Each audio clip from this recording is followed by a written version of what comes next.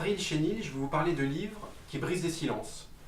Le premier, c'est celui-ci, Le dernier roi des Juifs, de Jean-Claude Lattès. Il y a eu des centaines, des milliers, peut-être même des dizaines de milliers de livres publiés sur l'Antiquité. Pas un n'avait écrit la vie, pourtant trépidante, d'Agrippa. Alors qui est Agrippa?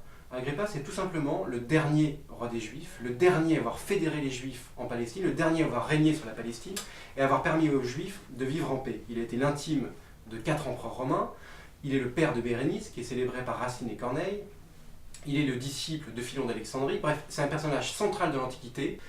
C'est Jean-Claude Lattès, l'éditeur Jean-Claude Lattès, le fondateur des éditions qui portent son nom, qui a eu l'idée de consacrer ses années et ses voyages à la recherche de ce personnage historique, et qui donc nous livre cette biographie, la première biographie d'Agrippa. Le deuxième silence qui est brisé en ce mois d'avril, c'est grâce à Marina Rosenman et cette enquête, Le cœur n'a pas de rides. Marina est une journaliste de Elle, et elle est partie à la rencontre de celles et ceux qui, à partir de 70 ans, vivent ou revivent des amours passionnés.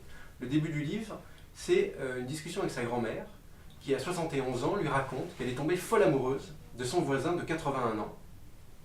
Et Marina se rend compte que cette histoire familiale est loin d'être unique, et qu'en fait c'est un phénomène très répandu, et pour autant très tu, dont on parle peu, voire pas.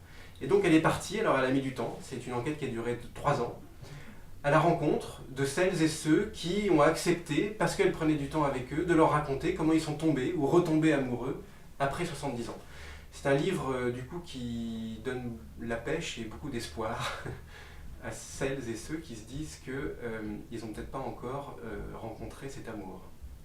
Troisième silence, alors là il est moins autour du livre que dans le livre, puisque c'est un polar, Le Quadrille des Maudits, de Guillaume Prévost, qui se passe dans le milieu du cinéma muet.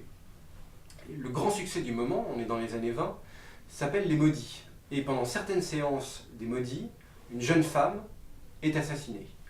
Donc François Claudius Simon, que certains lecteurs connaissent déjà, va mener l'enquête, et on retrouve là le talent de Guillaume Prévost, un fond historique, du suspense, des dialogues ciselés. Ça s'appelle un bon livre. Si vous voulez un The Artist avec du sang, il est là.